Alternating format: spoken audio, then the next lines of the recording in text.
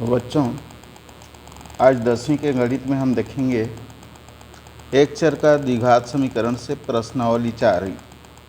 आपका CG board का book से विभेदक या विविक्त कर के बारे में देखेंगे।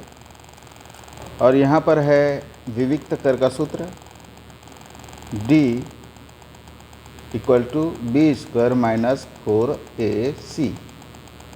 और ये कहाँ से आया है b² - 4ac? जब हम मानक वर्ग समीकरण में देखते हैं तो मानक वर्ग समीकरण ax² + bx + c से तुलना करते हैं और हमको वहाँ से a b c तीनों प्राप्त होता है। अब बच्चों यहाँ पर देखेंगे यदि d बराबर आपका 0 आए, यानी इनमें मान रखें और संख्यात्मक मान में हमारा जो भी मान आए, मान लो 0 आ जाता है करेक्ट, तो समीकरण के दोनों मूल वास्तविक और समान होते हैं।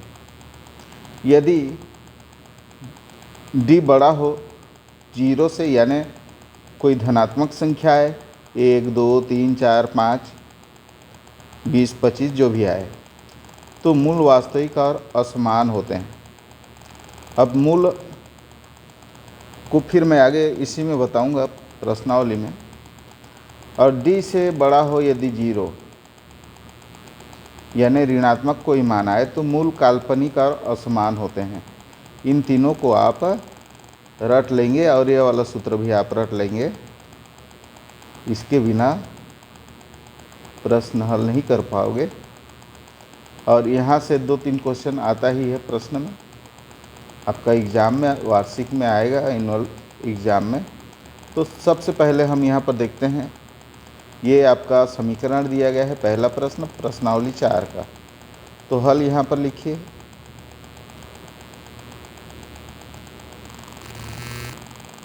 तो बच्चों यहाँ पर पहला प्रश्न है x² - 4x + 2 = 0। इसका हमको जो है केवल विविक्त कर ज्ञात करना है। हमें मूल की प्रकृति के बारे में नहीं पूछा गया है। तो दिए गए समीकरण का मानक वर्ग समीकरण ax² + bx + c = 0 से तुलना करने पर, और बच्चों यहाँ पर दोनों समीकरण में मैं तुलना करूँगा, आपको सिखाऊंगा। यहाँ पर सिंपल से हल कर दूँ तो आपको जो कमज़ोर बच्चे हैं उनको समझ नहीं आएगा। तो यहाँ पर हम ले लेते हैं, ये देखिए x² का यहाँ पर है, तो यहाँ पर भी x² है। इसके सामने में एक जगह पर कुछ चीज़ यानी नहीं दिख रहा है, लेकिन जब कोई अंक नहीं दिखे तो 1 हमेशा होता है गुणांक के रूप में, और ये 1 आप हमेशा प्राप्त कर सकते हो, यानी x² एकम x²। तो ये a के बराबर क्या है, यहाँ पर 1 है। b की जगह पर देखिए ये x है, यहाँ पर भी x है, तो b के बराबर क्या हुआ भाई, यहाँ पर -4। c की जगह पर यहाँ पर +2, यानी चिन्हों को आप लेकर के यहाँ से इसका रखोगे। इसलिए a बराबर यहाँ पर क्या है भाई, a की जगह पर 1 है। ये यहाँ पर a आया है, तो यहाँ पर क्या है 1 है, जो नहीं था, नहीं दिख रहा था। अब a बराबर 1, b बराबर क्या होगा, b की जगह पर यहाँ पर चिन्ह को लेना है आपको भी -4, और c बराबर है आपका, c बराबर क्या है बच्चों, यहाँ पर 2 है, ये c की जगह पर 2 है। इस अंकों को आपको यहाँ पर लिख देना है। अब सूत्र के यहाँ पर लिखिए, सूत्र d बराबर b² × 4ac से, 4ac से। तो बच्चों यहाँ से मान रखिए b की जगह पर ऋण 4 आएगा, तो उसका वर्ग है, तो पूरा आप यहाँ पर ऋण 4 रख दीजिए और उसका वर्ग, ये वर्ग है सूत्र में। -4 का 4 अंक 4 ही रहेगा। a का मान क्या है, देखिए a का मान 1 है, यहाँ पर 1 रखोगे गुणा के रूप में। सी का मान क्या है, 2 है, 2 रख दीजिए। अब यहाँ कोई भी ऋणात्मक संख्या हो या धनात्मक, उसका वर्ग करोगे तो हमेशा धनात्मक संख्या मिलती है। इसलिए जब भी या धन आए या ऋण आए, आपको धन ही लिखना है यहाँ पर। क्या, इसका मतलब है 4 का वर्ग यानी 4 गुणित 4, तो 4 चौक 16 धन का। ऋण 4 दूने 8, एक का कोई अर्थ नहीं यहाँ पर, 4 एकम 4 और दूने 8, यानी आपका यहाँ पर विविक्त कराया 16 में 8 गया, कितना बच गया, 8, जो धनात्मक है।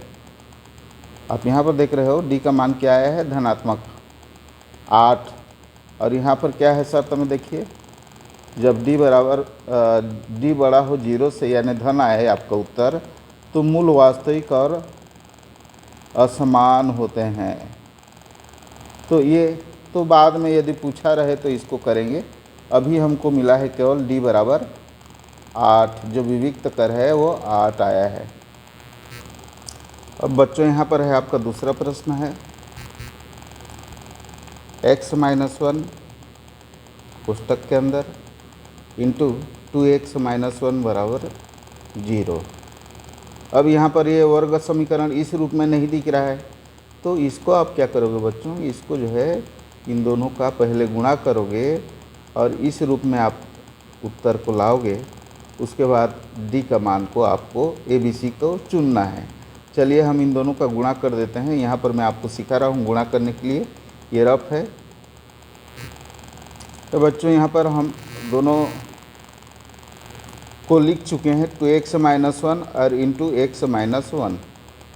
तो इधर से आप गुणा करोगे, पहले इसका इन दोनों के साथ गुणा कैसे होगा, इसको अंदर दोनों के साथ रख दीजिए। चलिए मैं रख देता हूँ, एकदम सिंपल तरीक़ा से आपको समझा रहा हूँ। ये इसके साथ आकर के रह गया, इसको यहाँ रख दिया। ये देखिए 2x था, एक x और डाल दिया, माइनस का माइनस, 1 के साथ में भी इसको रखिए 1x। ये इसका इन दोनों के साथ गुणा हो चुका है।